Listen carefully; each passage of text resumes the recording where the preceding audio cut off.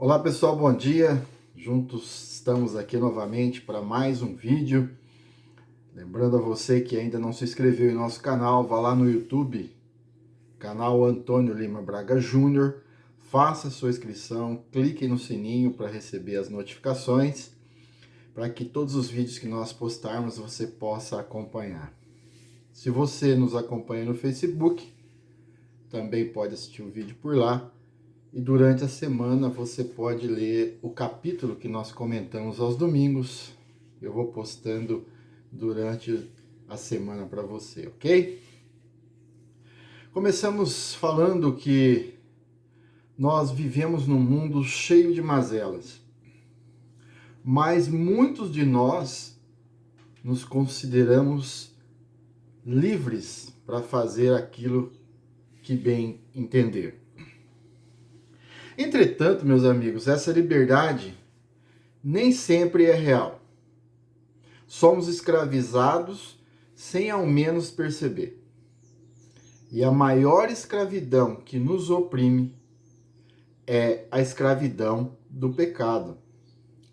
Hoje, estamos no 8º capítulo do livro de João e vamos acompanhar Jesus como a luz do mundo e a verdadeira liberdade.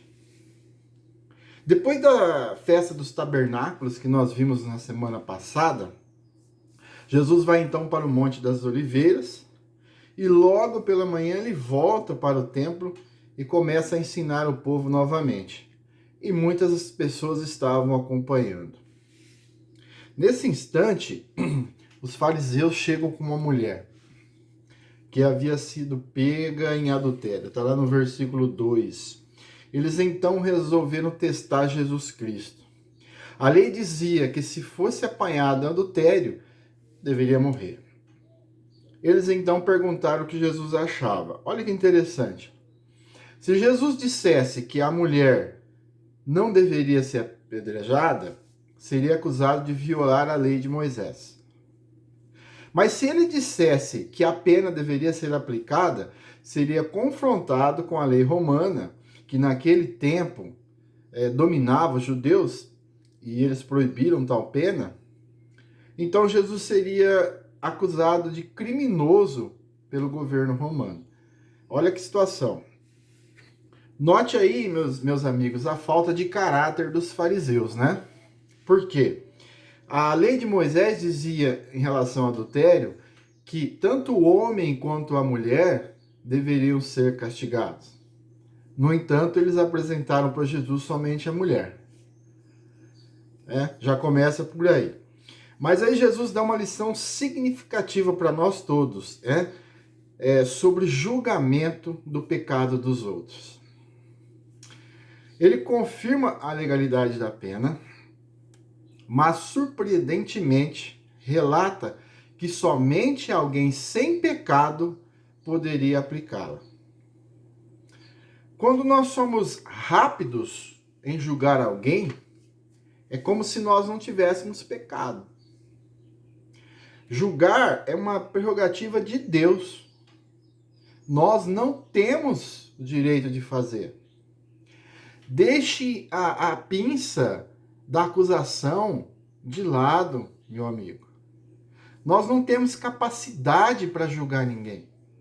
Hoje em dia temos pessoas que julgam de tudo, principalmente o tribunal da internet. Posta-se alguma coisa, o outro já vai lá e faz o seu julgamento. Nós não temos tal capacidade. E nas igrejas é muito pior. Quando entra alguém que não está igualzinho aos demais, automaticamente ele passa a ser julgado.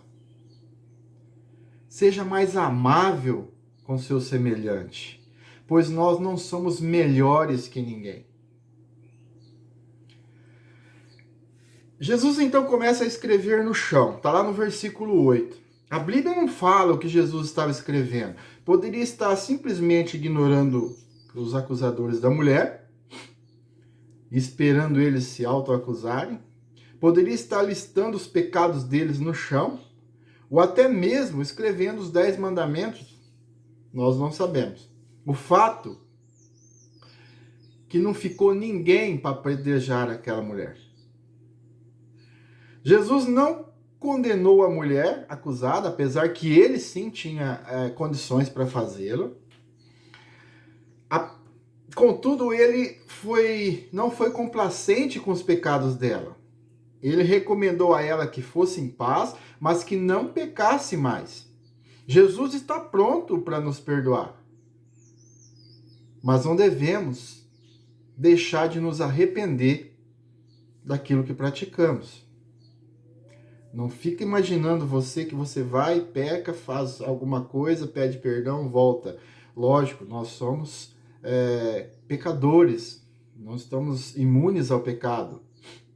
Mas arrependa dos seus pecados de coração. E aí Jesus está pronto para te salvar. Jesus então retoma os seus ensinos. Como nós já vimos, ele disse que era o pão da vida, depois ele disse que era a água viva, e agora ele se apresenta como a luz do mundo. Mas por qual motivo? Vamos analisar um pouquinho. Ele estava numa parte do templo onde as ofertas eram depositadas. Naquele local eram mantidas acesas as lâmpadas. As lâmpadas eram feitas de argila, de forma oval e achatadinha, tá? Ali colocava-se azeite e ela ficava acesa. Essa simbologia de manter as lâmpadas do templo acesas era para representar a coluna de fogo que conduziu o povo de Israel pelo deserto. Está lá em Êxodo 13, se você puder ler, 13, 21 e 22. Quando Jesus se declara a luz do mundo, ele mostra-se como uma coluna de fogo que representa a presença, a proteção e a direção de Deus. Jesus é a luz do mundo. Olha que coisa maravilhosa. Aí os fariseus, eles pensavam que Jesus era um lunático ou mentiroso e reagiram com hostilidade. Eles conheciam bem os escritos, né? Lá em Salmos 27, 1, um salmo bastante conhecido, o autor começa o salmo dizendo: o Senhor é a minha luz e a minha salvação. A quem temerei? Aí os rabinos, eles sustentavam que o nome de Messias era a luz. Quando Jesus afirma que era a luz do mundo, ele estava fazendo uma afirmação surpreendente, ele estava dizendo que era o Messias.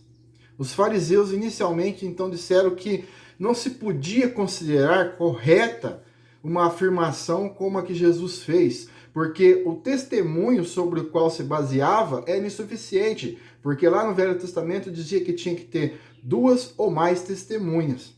Jesus, então, ele fala que ele estava se afirmando com o seu testemunho e confirmado pelo testemunho do próprio Deus, somando assim 2 testemunhas, o que era exigido pela lei, conforme está em Deuteronômio 19, versículo 15. Aí Jesus ainda diz que se nós não crermos nele, morreremos em nosso pecado. Ele é o único caminho para a liberdade pecaminosa do homem. Jesus então faz uma declaração bastante forte. E conhecereis a verdade, e a verdade vos libertará. Versículo 32. Somente a verdade de Cristo liberta o pecador. A salvação do homem só é possível através de um relacionamento genuíno com Jesus Cristo, que expressa um compromisso sincero com a verdade que ele revelou. À medida que nós procuramos servir a Deus, a verdade perfeita de Jesus nos liberta. Quando os judeus ouviram a expressão "e conhecereis a verdade vos libertará", imediatamente eles contestaram dizendo: nós somos a descendência de Abraão e jamais fomos escravos de alguém, como dizes tu, sereis livres. Evidentemente que eles não estavam falando de escravidão física, porque eles foram escravos do povo do Egito. Eles estavam falando da escravidão espiritual. Eles se ostentavam por ser descendentes de Abraão e criam que essa linhagem os tornavam livres e participantes perpétuos daquele pacto que Deus fez com o patriarca Abraão. Está lá em Gênesis 17:7. Sendo assim, ficaram ofendidos ou ofendidinhos com a afirmação de Jesus Cristo. Os fariseus se consideravam os verdadeiros filhos de Deus. Aliás, ainda existem muitos judeus que pensam assim. Mas Jesus acusou os judeus de serem filhos do diabo, porque seus pensamentos se inclinavam a destruir o bom e manter o falso. Quantas pessoas estão destruindo o bom e mantendo o falso? Todo homem que busca destruir a verdade faz a obra do diabo. Muito cuidado com os seus atos. Não destrua a verdade, porque a mentira é única e exclusivamente de Satanás. Jesus lança um desafio que deve ter causado um silêncio, sim, absoluto. Ele pergunta: há alguém entre vós que me possa acusar de algum pecado? Não havia ninguém que pudesse formular alguma acusação contra o Senhor.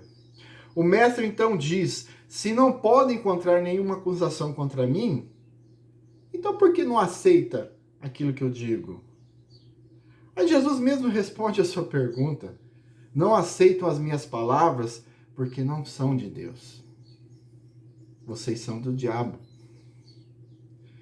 Os fariseus chamam Jesus de samaritano com a intenção de ofendê-lo, pois os samaritanos eram considerados inimigos dos judeus, e ainda afirma que Jesus tinha um demônio. Jesus responde à acusação de que que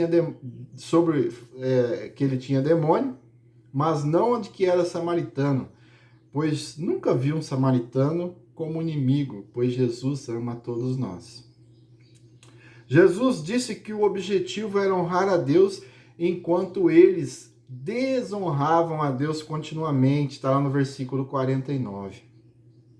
Jesus ainda diz: em verdade vos digo, que se alguém guardar a minha palavra, nunca verá a morte. Versículo 51. Ele se referia à morte espiritual, mas a morte física também nós venceremos, pois seremos ressuscitados para viver eternamente com ele.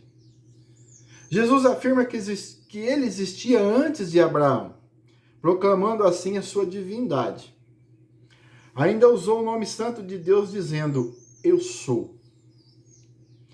Os fariseus se prepararam para apedrejar Jesus Cristo nesse momento, por blasfêmia, mas não conseguiram, pois ele ocultou-se e saiu do local. É irônico, meus amigos, observarmos que a blasfêmia vinha deles mesmos, pois eles queriam matar aquele a quem deveria servir. E você? Como tem tratado Jesus? Quer apedrejá-lo ou quer servi-lo? Um bom dia, que a paz do nosso Senhor Jesus Cristo esteja com todos vocês e que o seu domingo seja maravilhoso, em nome de Jesus.